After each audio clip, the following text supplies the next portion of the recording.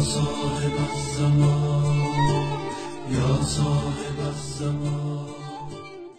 اعوذ باللہ من الشیطان الرجیم. بسم اللہ الرحمن الرحیم. الحمد للہ رب العالمین والصلاة والسلام علی محمد وآلہ طیبین الطاہرین. محترم ناظرین گرامی، آج ہماری گفتگو کا موضوع رجعت کی حقیقت. آپ جانتے ہیں کہ ہم سب شیعوں کا عقیدہ ہے کہ قیامت سے پہلے کچھ لوگ جو ہیں وہ قبروں سے اٹھیں گے اور جو ہے وہ مولا امام زمان علیہ السلام کی حکومت کے دور میں آپ کا زمانہ دیکھیں گے اور ان کو مولا کی جو ہے وہ نصرت اور دوسرے لفظوں میں ان کی ہمراہی کا جو ہے وہ شرف حاصل ہوگا. اور اسی طرح کچھ ایسے گناہگار بھی اٹھیں گے کہ جن کو ان کے اعمال کی دنیا میں سزا نہیں ملی اور ان کو قیامت سے پہلے ایک سزا ضرور ملنی تھی، اور وہ مولا امام زمان علیہ السلام کی حکومت کے دور میں انہیں سزا ملے گی. اور وہ بھی مظلوم اٹھیں گے جن پر ظلم ہوا تھا اور ظالموں کو دنیا میں سزا نہیں ملی تھی، اور وہ ظالموں کو سزا پاتے ہوئے دوسرے لفظوں میں دنیا میں عدل الہی کا جو ہے، دوسرے لفظوں میں جلوہ جو ہے اور اس کا مظاہرہ جو ہے وہ مولا امام زمان علیہ السلام کی حکومت میں دیکھیں گے اور ان کے دلوں کو تسکین ہوگی. تو قبر سے اٹھنا یا اس جہان فانی سے دوبارہ دنیا میں آنا قیامت سے پہلے، اسے رجعت کہتے ہیں. اور یہ ہم سب شیعوں کا دوسرے لفظوں میں ایک مسلم عقیدہ ہے، بلکہ ہمارے بعض علماء کہتے ہیں کہ جو رجعت کا قائل نہیں گویا وہ شیعہ ہی نہیں ہے. اور یہ وہ عقیدہ ہے کہ جو قرآن اور احادیث کی روح سے جو ہے وہ ثابت ہے. اس حوالے سے انشاءاللہ ہم مفصل گفتگو کریں گے. آج ہم صرف رجعت کے بارے میں تھوڑی سی تشریح کریں گے کہ رجعت کی حقیقت کیا ہے. رجعت کا لغوی جو معنی ہے جو علماء لغت نے لکھا ہے وہ یہ ہے لوٹنا اور پلٹنا. اور قرآن مجید میں لفظ رجعت جو ہے وہ آیا ہے، لفظ کررہ اور رد بھی آیا ہے. یہ معنی بھی وہی رجعت کا ہی معنی دیتا ہے. اصطلاحی حوالے سے رجعت کے معنی یہ ہیں کہ اللہ تعالیٰ ظہور امام مہدی کے وقت آپ کے بعض شیعوں کو زندہ کرے گا اور دنیا میں پلٹا دے گا تاکہ وہ آپ کی مدد کریں اور آپ کی حکومت کا مشاہدہ کرنے کی سعادت پائیں. نیز آپ کے بعض دشمنوں کو بھی پلٹائے گا تاکہ دنیا کے عذاب کا مزہ چکھ لیں اور امام مہدی علیہ السلام کی طاقت و شوکت کو دیکھ لیں اور جان لیں. اسلام کے اندر رجعت کا کیا مقام ہے؟ تو اسلام کے اندر دو بنیادی چیزیں ہیں، قرآن اور سنت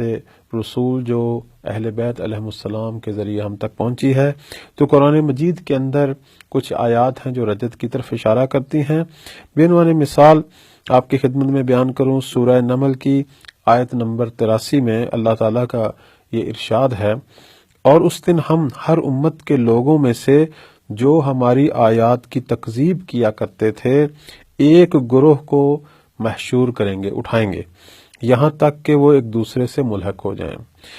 تو بعض لوگ جو ہیں وہ اس آیت کا معنی لیتے ہیں کہ شاید یہ قیامت کے متعلق ہے. تو ہمارے ائمہ نے فرمایا کہ قیامت میں امت میں سے ایک گروہ نہیں اٹھے گا، قیامت میں سب اٹھیں گے. یہ جو کہا گیا ہے کہ ہر امت میں سے ایک گروہ اٹھے گا، یہ وہی زمانہ رجعت ہے کہ جس میں مولا امام مہدی علیہ السلام کی حکومت ہوگی، اور کچھ لوگ جو ہیں وہ ہر امت میں ہر زمانے کے کچھ لوگ جو ہیں وہ اٹھیں گے اور مولا کے اس زمانے کے اندر دوسرے لفظوں میں عدل الہی کا مظاہرہ جو ہے وہ اپنی آنکھوں سے دیکھیں گے. بہت سارے علماء نے اسی آیت سورہ نمل کی اس آیت کو رجعت کے مسئلہ اور قیامت کے نزدیک اچھے برے لوگوں کے ایک گروہ کے اس دنیا میں واپس آنے کی طرف اشارہ سے تعبیر کیا ہے، کیونکہ قیامت میں تو سب نے محشور ہونا ہے. جیسے کہ قرآن مجید کی سورہ کہف کے آیت نمبر 47 میں ارشاد ہے کہ ہم انہیں محشور کریں گے اور کسی کو بھی نہیں چھوڑیں گے. یہ آیت ہے قیامت کے بارے میں. لیکن یہ کہنا کہ ہر امت میں سے ایک گروہ جو ہے جو منکرین ہیں، جنہوں نے اپنے زمانے میں ہٹ درمی کا مظاہرہ کیا ہے، ان کو اٹھانا ہے، تو یہ رجعت کے حوالے سے ہے. اسی طرح ہم رجعت کی ایک مثال جو قرآن مجید کے اندر سورہ بقرہ میں آیت نمبر 259 میں ایک پیغمبر کا ایک بستی کے قریب سے گزرنا کہ جس کی دیواریں گری ہوئی تھیں اور وہاں کے لوگوں کے جسم اور ہڈیاں بکھری پڑی تھیں، تو انہوں نے اللہ تعالیٰ سے یہ عرض کی کہ اے اللہ تعالیٰ، کس طرح انہیں مرنے کے بعد تو زندہ کرے گا؟ تو اللہ تعالیٰ نے اس پیغمبر کو 100 سال کی موت دے دی اور اس کے بعد زندہ کیا اور ان سے پوچھا کہ آپ کتنی دیر پڑے رہے؟ تو انہوں نے کہا کہ 1 دن یا کچھ کم. تو فرمایا نہیں، 100 سال. تو یہ اس نبی کی رجت ہے کہ وہ 100 سال تک اس عالم فنا میں، دوسرے لفظوں میں عالم برزخ میں جانے کے بعد پھر اللہ نے ان کو پلٹا دیا۔ تو گویا اس سے پہلے گویا رجت ہوئی ہے، قرآن یہ بتا رہا ہے۔ سورہ بقرہ کی آیت نمبر 248 میں ایک اور گروہ کے بارے میں گفتگو ہوئی ہے کہ جو موت کے ڈر سے اپنے گھروں سے باہر چلے گئے، اللہ تعالیٰ نے انہیں موت دی اور پھر انہیں زندہ بھی کیا۔ اس کے علاوہ ہم دیکھتے ہیں کہ قرآن مجید کے اندر اصحاب کہف کا قصہ ہے۔ اصحاب کہف کا جو واقعہ ہے وہ بھی رجت کے ہی مشابہ ہے کہ وہ کئی 100 سال جو ہے وہ سوئے رہنے، یعنی دوسرے لفظوں میں ایک قسم کی وفات پانے کے بعد اللہ نے انہیں دوبارہ زندہ کیا ہے، اور اس کے بعد پھر وہ دوبارہ انشاءاللہ قیامت سے پہلے جو ہیں وہ امام زمانہ علیہ السلام کے دور میں زندہ ہوں گے۔ اسی طرح ہم دیکھتے ہیں کہ جناب ابراہیم علیہ السلام کے زمانے میں جو واقعہ ہوا کہ کچھ پرندوں کو ذبح کیا گیا اور پھر اللہ نے دوبارہ انہیں زندہ کیا۔ تو یہ ساری چیزیں جو قرآن مجید کے اندر بیان ہوئی ہیں یہ بتاتی ہیں کہ یہ ممکن ہے کہ انسان مرنے کے بعد دوبارہ اسی دنیا میں زندہ ہو۔ نہ کہ صرف ممکن ہے بلکہ اس کی کچھ مثالیں جو ہیں وہ پہلے ادوار میں بھی گزری ہیں اور قرآن ان کو بیان کر رہا ہے۔ اس حوالے سے ایک چیز جو آپ کی خدمت میں بیان کرے کہ مامون جو ہارون الرشید کا بیٹا ہے اور بنی عباس کا خلیفہ تھا، اس نے ہمارے 8ویں امام امام علی رضا علیہ السلام سے عرض کیا کہ اے ابو الحسن، رجت سے متعلق آپ کا کیا نظریہ ہے؟ تو مولا امام رضا علیہ السلام نے فرمایا، رجت حقیقت رکھتی ہے، گزشتہ امت میں بھی تھی، قرآن میں بھی اس کے متعلق بیان ہوا ہے، اور رسول خدا صلی اللہ علیہ وآلہ وسلم نے بھی ارشاد فرمایا ہے کہ جو کچھ گزشتہ امت میں تھا وہ عیناً اور اسی طرح ہماری امت میں بھی پیش آئے گا۔ اب ہم یہ دیکھتے ہیں کہ آیا اسلام سے پہلے جو ادیان ہیں، مثلا دین مسیح ہے، دین یہود ہے، آیا ان ادیان کے اندر بھی رجت کا کوئی عقیدہ پایا جاتا ہے یا نہیں؟ اس حوالے سے اگر آپ ان ادیان کی مقدس کتابیں جو ہیں ان کو اگر آپ دیکھیں تو اس میں کچھ ایسے اشارے ملتے ہیں۔ بے نمونہ مثال آپ کی خدمت میں عرض کریں، حزقیال نے جو بنی اسرائیل کے اندر ایک بڑی عظیم شخصیت تھیں، انہوں نے بنی اسرائیل کے زندہ ہو جانے اور آخر الزمان میں داؤد کی حکومت کی طرف اشارے کیے ہیں، اور یہ عہد عتیق کی عبارتیں ہیں۔